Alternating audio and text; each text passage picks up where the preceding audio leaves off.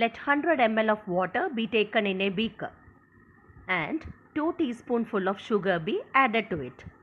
On stirring, sugar crystals will dissolve in water and we get sugar solution. So which are the two components present in sugar solution? The two components present are sugar and water. Sugar is that component which gets dissolved in water. So sugar is the solute and water is the component in which sugar gets dissolved. So water is the solvent, or we can say that a solution is made up of two components. Which are they? Solute and solvent. So how can you define a solution? A solution is a homogeneous mixture of two substances. Sometimes you can also have a solution which is made up of two or more substances. If you have only two components present in a solution, then it is known as a binary solution. So here we will be considering only binary solutions where only two components are present. And which are the two components? Solvent and solute. That means a solute is dissolved in a solvent. Potassium permanganate crystals are shown. These crystals are dissolved in water. You get a solution of potassium permanganate. So here, which is the solute? Potassium permanganate crystals will be the solute, and what is the solvent taken? Water is the solvent. Copper sulfate solution is shown here. What is the color of the solution? It is blue. Identify the solute and the solvent in copper sulfate solution. Copper sulfate crystals or copper sulfate is the solute and water is the solvent. A solution is therefore made up of two components, solute and solvent. How can you define a solute? A solute is that component which gets dissolved in solvent. And how can you define a solvent? A solvent is that component which dissolves the solute in it or the other component in it. Now out of solute and solvent, which will be present in larger quantity? Solvent will be present in larger quantity and the solute will be present in smaller quantity. If sugar is added to water and stirred well, you will observe that sugar will get dissolved in water. So we can say that sugar is a soluble substance. That means if a substance dissolves in a liquid, it is known as a soluble substance. Now if sand is added to water and stirred well, you will observe that sand does not get dissolved in water. So sand is an insoluble substance. Therefore we can say that if a substance does not get dissolved in a liquid, it is known as an insoluble substance. So that is the difference between soluble and insoluble substance.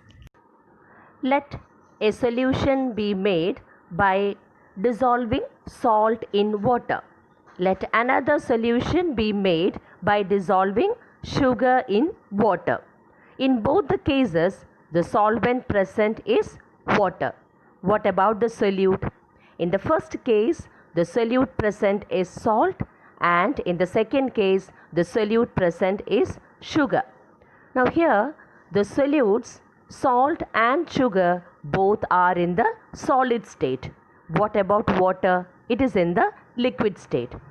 So next you will study about various types of solutions which we can have depending upon the physical state of the solute and the solvent. When salt is dissolved in water, you get a solution in which solute is in the solid state and solvent is in the liquid state. Let a solution be made by dissolving vinegar in water. So here vinegar is the solute and water is the solvent. Consider the physical state of both vinegar and water. Vinegar is in which state? Vinegar is in the liquid state and water is in the liquid state. So here What is the physical state of both the solvent and the solute? Both are in the liquid state. So this is an example of liquid in liquid solution. Consider air. What is it made up of?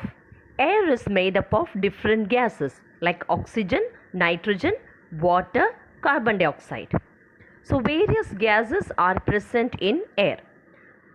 And you should know that gases can mix well with each other. So when these gases mix well with each other, you will get a homogeneous mixture. Thus we can say that air is a homogeneous mixture of various gases. A homogeneous mixture is also known as a solution. So finally, we come to know that air is a solution. But what type of solution is it? Different gases are present.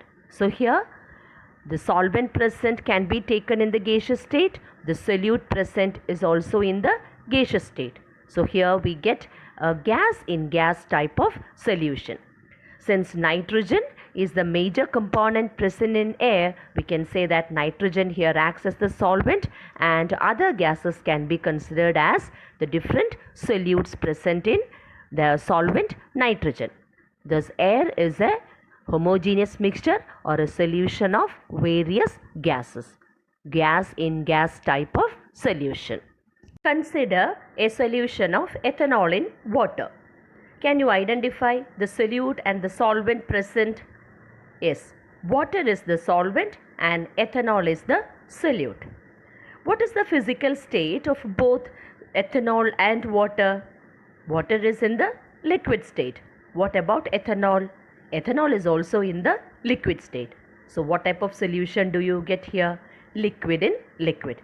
Because here both the solute and the solvent are in the liquid state. Solid in liquid solution. Consider tincture of iodine. Can you identify the solute and the solvent present in tincture of iodine? Iodine is the solute and alcohol is the solvent. Now what is the physical state of iodine? Iodine is in the solid state. What is the physical state of alcohol? It is in the liquid state. So what type of solution do you get here? Solid in liquid. In this example, you will find that the solvent used is alcohol instead of water. See, water, the solvent, is capable of dissolving a large number of substances into it. So water is usually called as the universal solvent. Other than water, we can also have solvents like alcohol, carbon tetrachloride. These solvents are known as organic solvents. Consider the next example, sugar in water, solution of sugar in water. You can easily identify the solute and the solvent.